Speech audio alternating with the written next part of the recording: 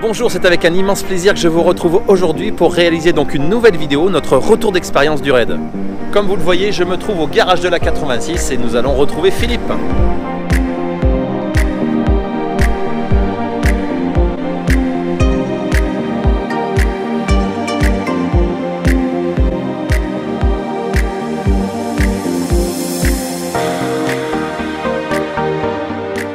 Nous allons voir aujourd'hui point par point toute la préparation du véhicule et faire le bilan sur ce qui a fonctionné et ce qui n'a pas fonctionné. Commençons par les pneumatiques. Donc nous avions choisi donc du 175/70/14. La marque c'est Onyx. C'est du pneu renforcé type camionnette. Mon avis c'est que le pneumatique a vraiment fait son boulot. À savoir, les pneumatiques renforcés ont du mal aussi à s'écraser.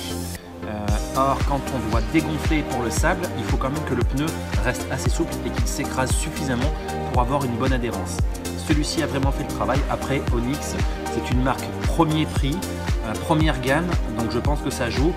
Plus on rentre dans des marques chères, renforcées, etc., je pense que plus vous aurez des soucis pour que votre pneu s'écrase. Si je vous dis ça, c'est que nous l'avons vu sur certains véhicules qui avaient des pneus renforcés trop rigides et malheureusement, en fait, même en dégonflant, le pneumatique ne s'affaissait pas correctement.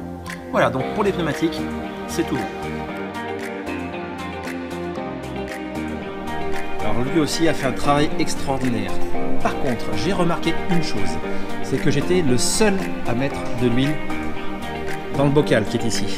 Or, un schnorkel sans huile ne sert, à mon sens, pas à grand chose. Au niveau entretien du filtre à air, je l'ai fait une seule et unique fois pendant le raid. Et mon filtre était quasi neuf.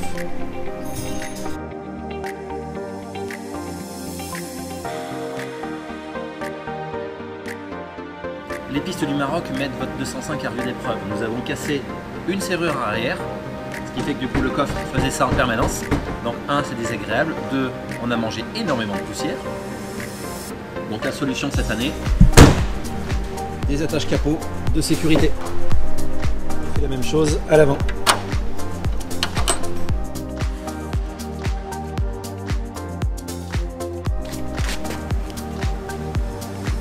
En ce qui concerne les bavettes, eh ben, j'ai pas brillé, hein, franchement. J'ai arraché une bavette à l'arrière et j'ai arraché aussi une bavette à l'avant. À chaque fois, quand je les ai arrachés, c'était en mode marche arrière. Donc je pense que le souci, c'est que les chaînettes cassées, donc je vais remplacer ces chaînettes par des sangles. Et au niveau de l'avant, quand je reculais, je n'avais pas prévu de système justement anti-retour. Je vais vous faire voir.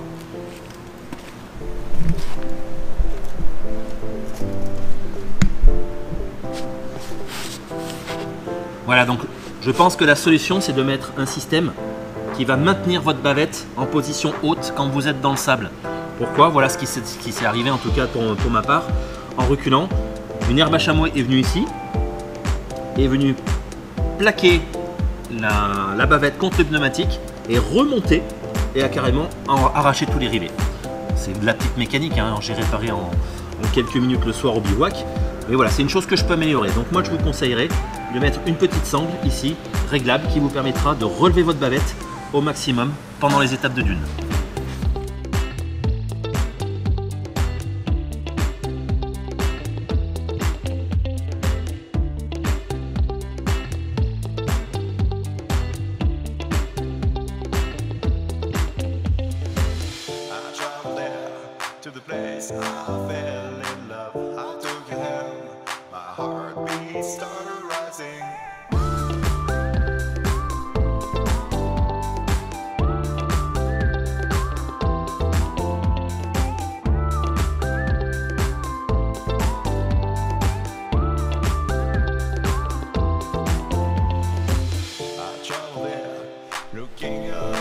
Bon et bien voilà, après avoir fait un contrôle général du châssis du véhicule, ben, tout est ok.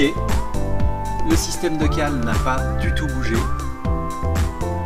Il y a une légère fuite ici au niveau du cylindre de frein, mais c'est pas méchant. Les protections ont fait leur travail.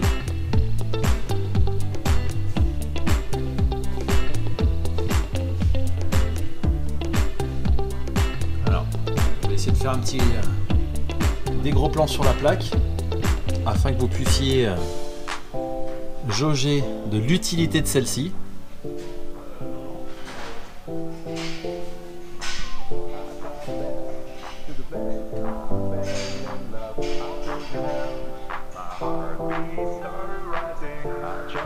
voilà quand on prend un caillou ce qui se passe. Donc autant vous dire que sans cette plaque, on en aurait fait un carter.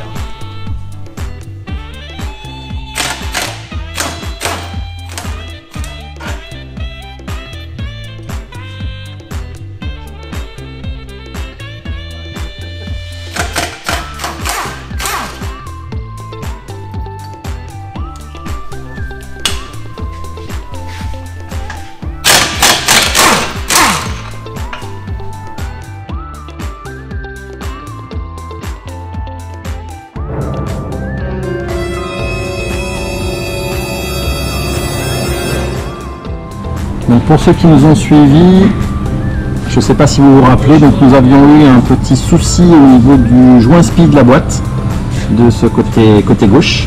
Bon, voilà, ça avait été réparé, donc on voit quand même qu'il y a quand même pas mal de résidus d'huile. Et puis on vient de s'apercevoir là qu'il y avait encore une petite fuite au niveau de la boîte de vitesse. Bon, bah, de toute façon, ça fera partie des choses qui seront révisées. Prochaine étape, ben, on tombe le moteur et on fait toute la révision. Les protections installées pour les gaines d'essence, impeccable, ça n'a pas bougé. Les protections arrière du réservoir, parfait. Les petites bavettes que l'on avait posées avec Eric, on fait un super boulot. Voilà, elles ont protégé correctement toute la partie freinage et amortisseur arrière. Bon ben voilà, pas de dégâts en dessous. Mis à part effectivement que la plaque de protection en alu touchait l'échappement à ce niveau-là, du fait de l'assouplissement de tous les cylindres blocs moteurs qu'il va falloir changer.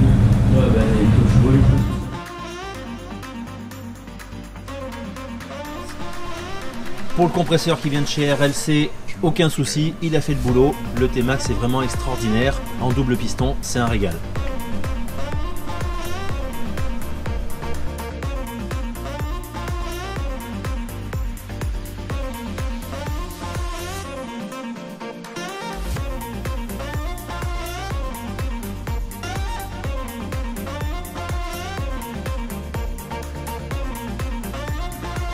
Pour ce qui est de la réhausse avant, je pense donc améliorer le système et mettre des ressorts de 205 Turbo D, ce qui me fera gagner encore quelques centimètres, car j'ai trouvé que nous étions un petit peu trop bas.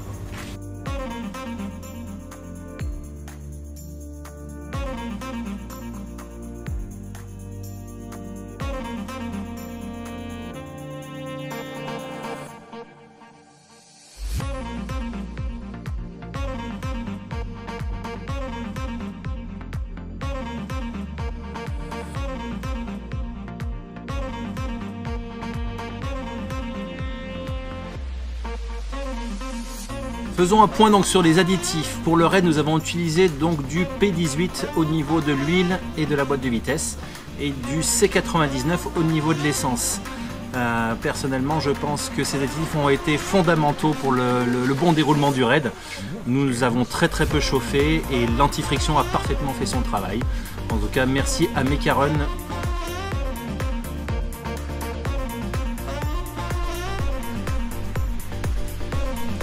En ce qui concerne les points d'ancrage, il va falloir retravailler tout ça.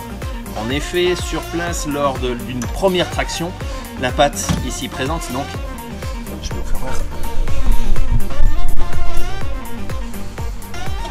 Voilà, donc lors du premier tractage, la patte ici présente, vous voyez, reste assez souple.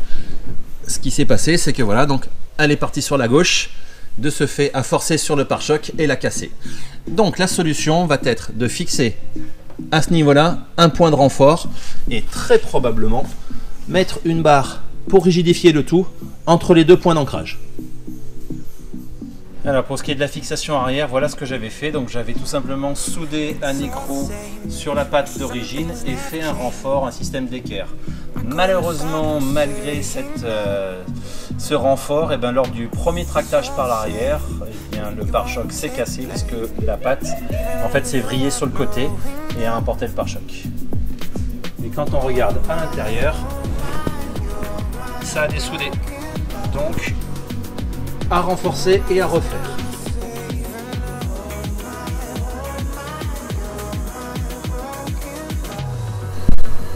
Au niveau du poste de navigation, la tablette qui a fait office de Tripmaster a fonctionné à merveille. C'est d'ailleurs un régal à l'utilisation, c'est large, hyper visible.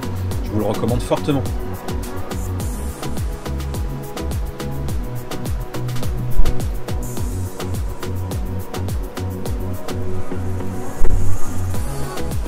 Petit rappel pour ceux qui le souhaitent, j'utilise l'application GPS Trip.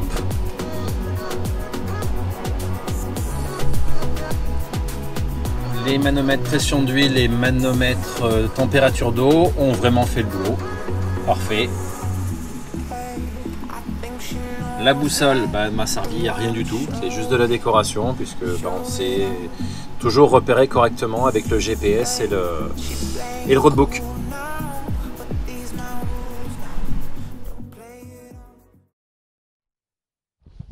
Et bien voilà, au final, on peut dire que notre préparation était plutôt bien faite. Nous n'avons pas eu de réels problèmes, mis à part ce petit souci de serrure et de joint spi au niveau de la boîte. En ce qui concerne le choix des pneumatiques, pour le schnorkel, pour ce qui est des bavettes, l'éclairage, pour l'ensemble des protections de châssis, en ce qui concerne les Reos, pour l'arrière, je pense que notre système est vraiment hyper efficace de par sa rigidité. Donc on peut dire que c'est pour l'avant, amortisseur de 405, bras de suspension de 309. Ça a fait le boulot. On a quand même pas mal touché, donc petite amélioration à faire. Essayez de gagner quelques centimètres en utilisant des ressorts de diesel que nous allons couper. Mais sinon, pour le coup,